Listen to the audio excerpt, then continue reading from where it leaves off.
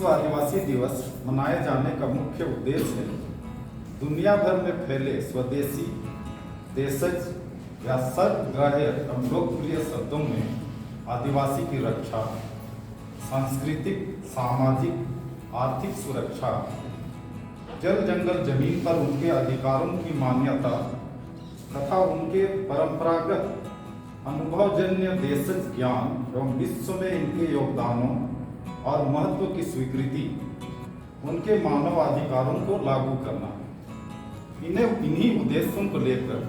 प्रत्येक 9 अगस्त को पूरे विश्व में इसे एक विशेष दिन के रूप में मनाया जाता है।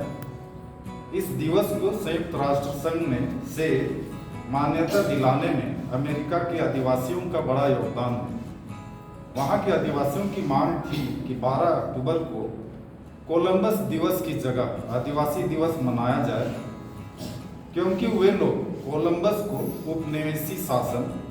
शोषण और भीषण नरसंहार का कारण मानते हैं। इस दौरान संघर्ष बढ़ता गया। फिर वहाँ के आदिवासियों ने स्वयं अपने तरीके से ही इस दिवस को मनाना प्रारंभ कर दिया, जिससे हर ओर से समर्थन हासिल होता गया। अब जाकर संयुक्त राष्ट्र संघ को यह एहसास हुआ कि आज के आधुनिक युग में भी विश्व के देशज लोग उपेक्षा, रंगभेद, गरीबी, भुखमरी, बीमारी, विस्थापन, पलायन, बंधुआ मजदूरी, मानव तस्करी, वेश्यावृत्ति जैसे अन्य समस्याओं से त्रस्त हैं। तब इनकी बेहतरी के उद्देश्य से एक कार्य दल UNWGIP United nation working group of indigenous people का गठन किया गया, जिसकी पहली बैठक 9 अगस्त 1982 को जेनेवा में हुई थी, जिसमें देशज जनों की समस्याओं और उनके संघर्षों पर विस्तार से चर्चा की गई। इस तरह अनेक देशों के प्रबल विरोध, अनगिनत संघर्षों, आंदोलनों, बलिदानों के बाद पहली बैठक की उपरोक्त तिथि को आधार मानते हुए 23 सितंबर 1994 को यूनाइटेड नेशन जनरल असेंबली के रेजुलेशन 49/214 के अनुसार घोषित किया गया कि विश्व देशज या आदिवासी दिवस प्रत्येक वर्ष 9 अगस्त को मनाया जाएगा। इसके बाद से प्रत्येक वर्ष 9 अगस्त को देशज जनों के किसी एक मूल विषय को केंद्रित करते हुए दुनिया भर में यह दिवस मनाया जाने लगा। भारत के संदर्भ में अपने अपने राजनीतिक उद्देश्यों की पूर्ति के लिए यहाँ के देशज या आदिवासियों को कई समानार्थी शब्दों से संबोधित किया जाता है, जैसे एबोरिजिनल, इंडिजिनस, देशज, मूल निवासी, जनजाति, आदिम जनजाति, गिरिजन, वन्य जाति, वनवासी आदि आदि। यहाँ के पौराणिक ग्रंथों में कुछ अपवादों को छोड़कर इन्हें अनुदार संबोधनों से भी संबोधित किया गया है, परंतु इनकी अपनी भाषा में ये स्वयं के लिए जिस शब्द का प्रयोग करते हैं उसका सीधा अर्थ मानव, मनुष्य या जन ही होता है। भारत के आदिवासी देशज लोग हैं या नहीं, इस बात का उनके लिए उपयोग किए जाने वाले शब्दों की सटीकता से कोई फर्क नहीं पड़ता, पर क्योंकि आदिवासियों और देशज लोगों की समकालीन समस्या एक सी है और चूंकि राष्ट्र संघ के वर्तमान नियमों में सुधार है, अतः भारत की अनुसूचित जनजातियों को देशज लोग माना जाना चाहिए। अब तो भारत की उच्चतम न्यायालय ने भी 15 जनवरी 2011 के अपने फैसले से इस बात पर मुहर लगा दी है कि भारत की अनुसूचित जनजातियां, आदिवासी भारत के इंडिजिनस पीपल, देशज जन या प्रथम मूलवासी हैं। इनका स्वरूप अन्य भारतीय जनमानस से कई मायनों से भिन्न है। ज्ञातव्य है कि झारखंड की 32 जनजातीय समुदायों को देशज जन या इंडिजिनस पीपल के रूप में मान्यता दी गई है। इनके अतिरिक्त भी यहाँ कई और छोटे समुदाय संभावित हैं जो सूचीकरण की प्रक्रिया के दौरान छूट गए हैं। अन्य तथाकथित मुख्य धारा का समाज वैश्विक संदर्भ में एक ओर अपने भोग विलास और व्यक्तिवादी सोच के अनुसार अपनी बुद्धि, कौशल, तकनीक, विज्ञान, नित्य नए आविष्कारों के बल पर प्रकृति पर विजय पाकर उसका अंधाधुंध दोहन में लगा हुआ है, जिसका दुष्परिणाम अब सामने आने लगा है। विश्व भर में गर्मी के रिकॉर्ड टूट रहे हैं, वैश्विक परिवेश का तापमान बढ़ रहा है, असमान वर्षा, कार्बन उत्सर्जन में बेतहाशा वृद्धि, जलवायु परिवर्तन, ग्लोबल वार्मिंग से ग्लेशियरों का पिघलना, खाद्य सुरक्षा पर संकट, महामारी आदि के कारण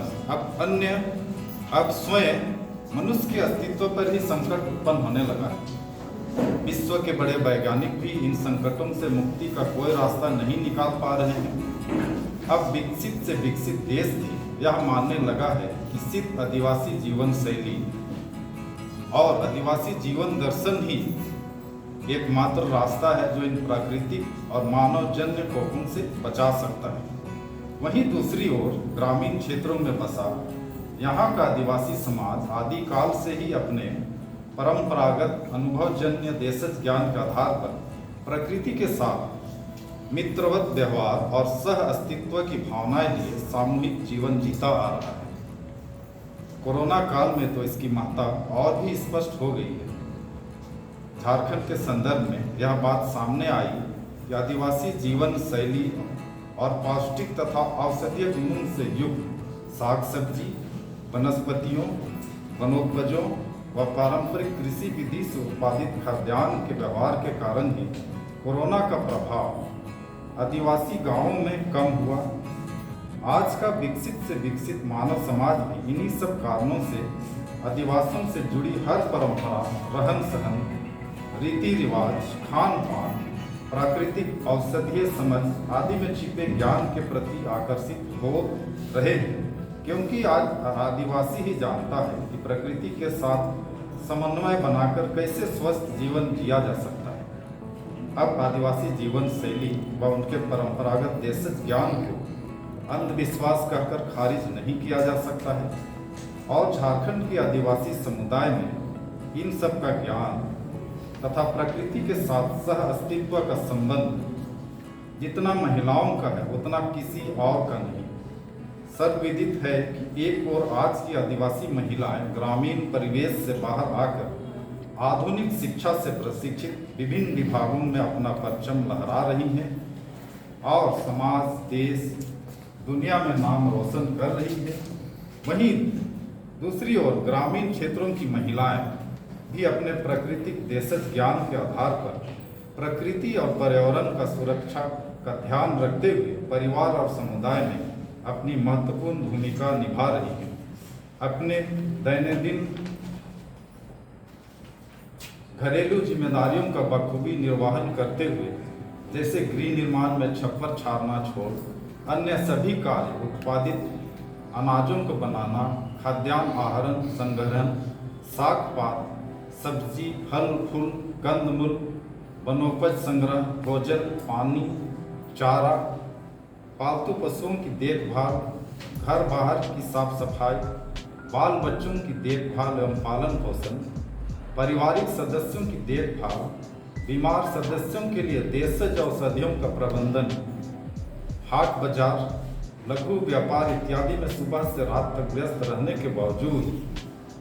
पारंपरिक विधि से कृषि उपज में मात्र हल चलाना छोड़ सभी कार्यों में संलग्न है। इसके अतिरिक्त बीच बीच में झाड़ू,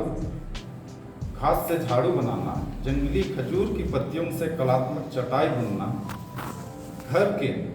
फटे पुराने कपड़ों से सुंदर लेदरा बना लेना या अपने हुनर एवं हाथों की कारीगरी से पोतना मिट्टी, चिकनी मिट्टी, गोबर, प्राकृतिक रंगों का इस्तेमाल कर घरों की दीवारों पर सुंदर कलाकारी कर लिपना छापना बखूबी जानती है। इसके अलावा समय निकालकर परिवार के अतिरिक्त आमदनी हेतु दैनिक मजदूरी भी कर लेती है। सारांश यह है कि आज भी ग्रामीण क्षेत्रों की आदिवासी महिलाएं देशज समाज की रीढ़ हैं, मगर अफसोस उन्हें उस अनुपात में मान्यता नहीं मिली, जबकि प्रकृति से घनिष्ठ रूप से जुड़े होने के कारण उनके पास अनुभवजन्य प्राकृतिक देशज ज्ञान का भंडार पड़ा हुआ है। वास्तव में झारखंड ही नहीं, हर कहीं आदिवासी महिलाएं अपने अपने समुदाय की देशज ज्ञान और पीढ़ी दर पीढ़ी उनके प्रसारण में मुख्य भूमिका निभाती आ रही हैं। आज वक्त है वक्त की मांग है कि आदिवासी महिलाओं के ऐसे ही अनगिनत परंपरागत ज्ञान को संस्थागत रूप देकर उनका संरक्षण संवर्धन करते हुए उन्हें प्रोत्साहित किया जाए। अब हर साल 9 अगस्त की तरह इस वर्ष भी विश्व आदिवासी दिवस मनाया जा रहा है। इस वर्ष का मुख्य थीम है पारंपरिक ज्ञान के संरक्षण और प्रसारण में देशज स्वदेशी महिलाओं की भूमिका। वैसे भी संयुक्त राष्ट्र संघ के कुल 46 घोषणा पत्रों में अनुच्छेद 29 में स्पष्ट उल्लेख है कि स्वदेशी लोग अपनी सांस्कृतिक और बौद्धिक संपदा के पूर्ण स्वामित्व,